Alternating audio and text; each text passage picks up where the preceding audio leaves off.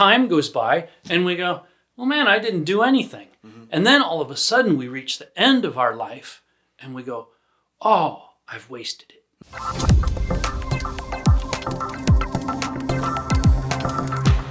Scott, you're a graduate of the University of Illinois, right? Proudly so. Yes, proudly so, Illini. You were probably involved in some extracurricular activities while you were on campus, right? Yep. Did you do any intramural sports? I did. I played basketball. All right, yeah. Yep. Yeah, so I actually have a funny story about that. We had 2 intramural teams on our dorm floor, and I played on Team B. And one night, the guys from Team A showed up to cheer us on in our Team B game. And I was good enough that these guys decided to promote me to Team A. Wow. So I was pretty excited about honor. that. Team A actually won the intramural championship and university-wide because we had the starting wide receiver, the starting defensive end, and the starting running back from the football team on our dorm floor basketball team. These are some good athletes. They were outstanding. Yeah. In fact, one had been an all-state basketball player. Mm. Yeah. So they liked me. In fact, they gave me a nickname. They called me Glasses. So when they were watching my game and the Team B game and I'd score, they'd go, Glasses. And of course, my roommates gave me small amount of grief for that. But when I joined the Team A team, I had one job. That was to pass the ball. Glasses was supposed to get the ball and pass the ball. So your mission was clear. My mission was focused. That's good. That's very good. This is the senior pastor of East White Oak Bible Church. That's Scott Burkle. You may call him Glasses. My name's Treg Whitaker, and this is the Ask Scott podcast, where we're here to answer your questions about 2 Timothy. Wonderful. Yeah, Paul is one of the challenges that is a part of the sermon that you've preached. The applications is to think through what your life's mission is. Yes. And you had a clear one there on the intramural basketball team. It was to pass the ball.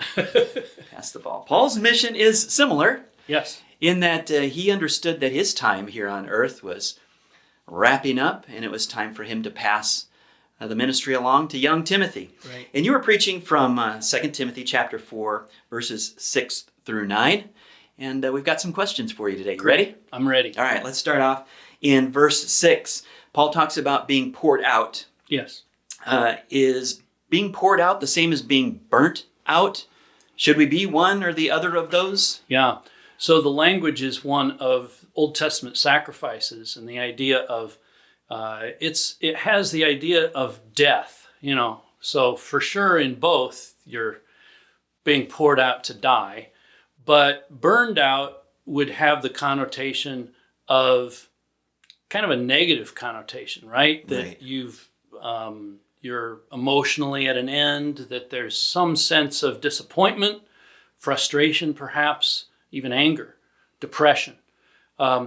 Poured out has more of a sense of the joy of being a fragrance to God.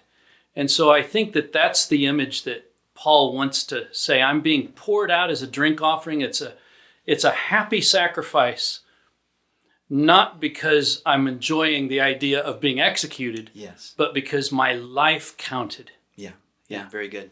Paul moves on to refer to himself as a fighter, somebody who has fought the good fight. Mm-hmm. And usually when I think of a fighter, I think of someone who really enjoys the contentiousness of a fight. I mean, they're looking for a good fight. Mm-hmm. And that's really not what Paul is talking about here. We ought to be able to fight in such a way that people feel like we're humble and gentle, right? Yeah. In fact, I made the comment that it's about I was in the right contest. To fight the good fight means that I had my priorities in the right place.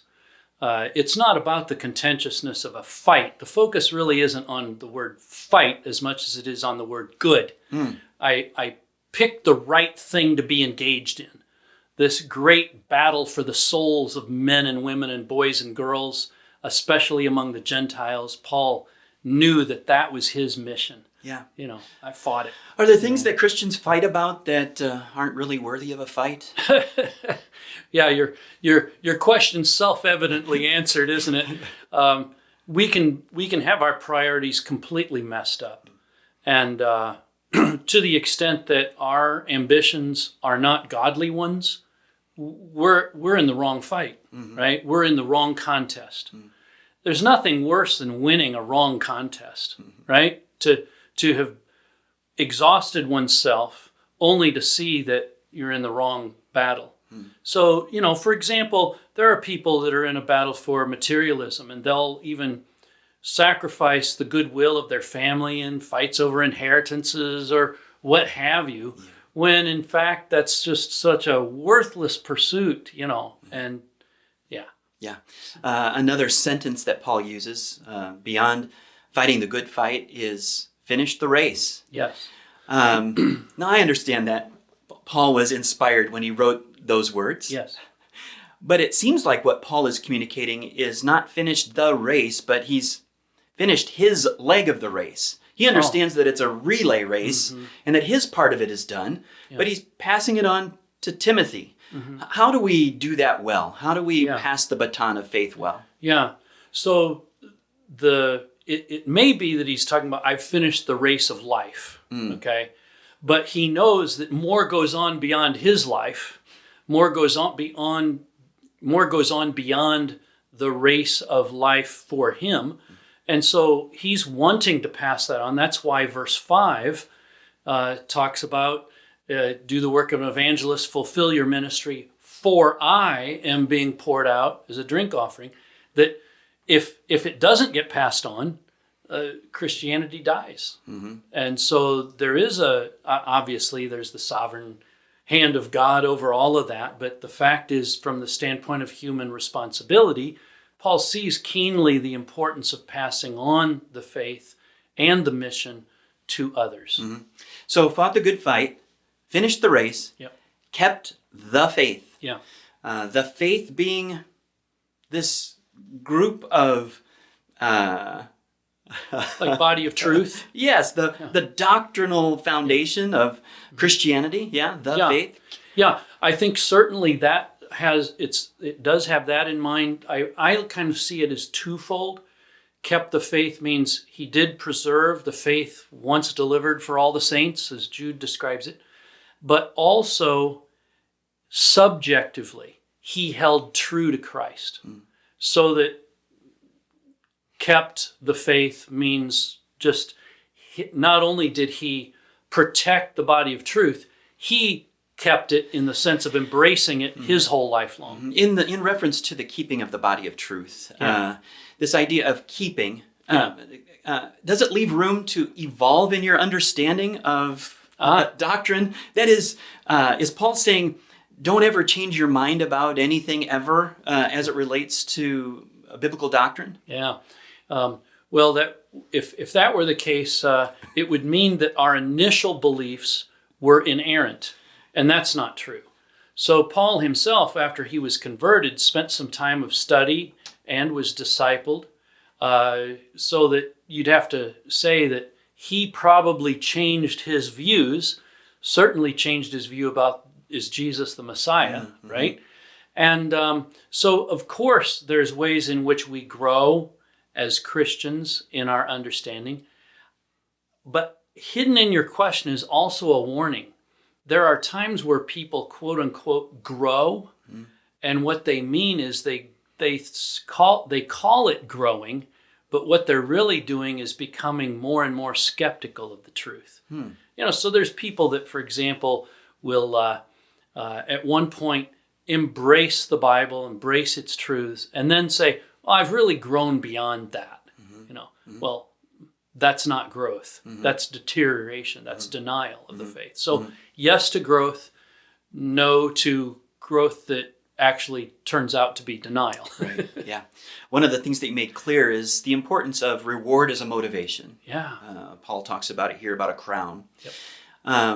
And it's good and right for us to think about a heavenly reward. Yeah. But are there, on the other side of the coin, is there a wrong way to think about heavenly reward? Should we Could we be worried about it?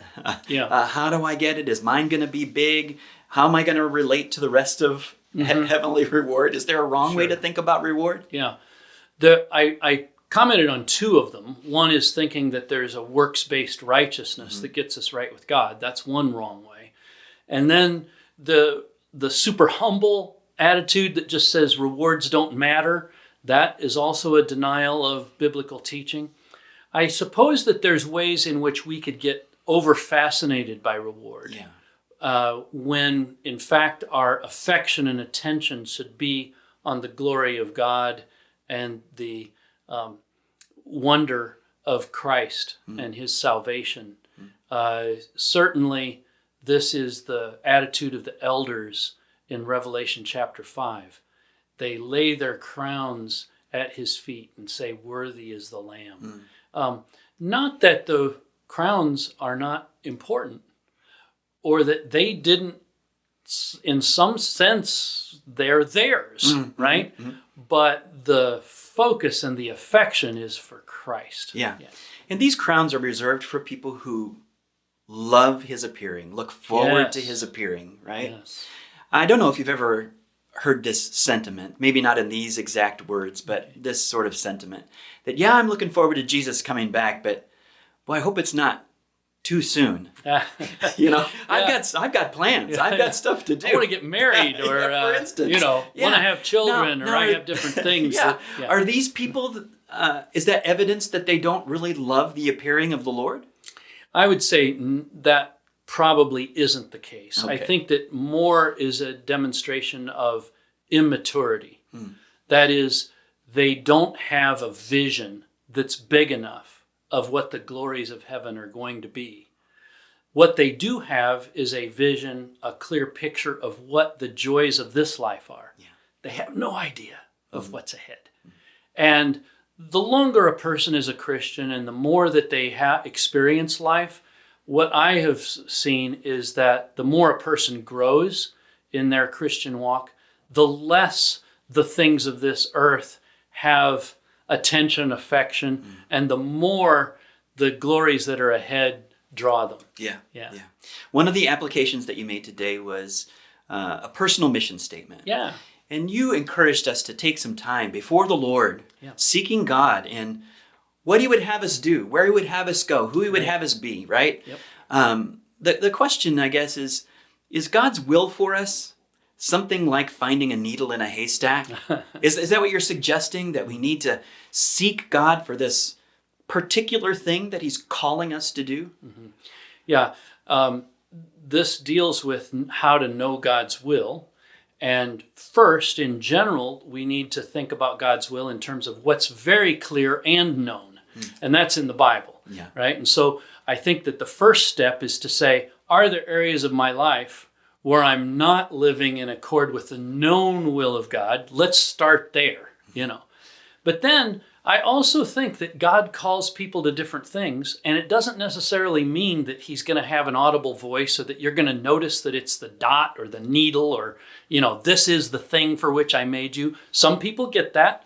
Most of us don't. But understand that God has so many things out there for us to engage in.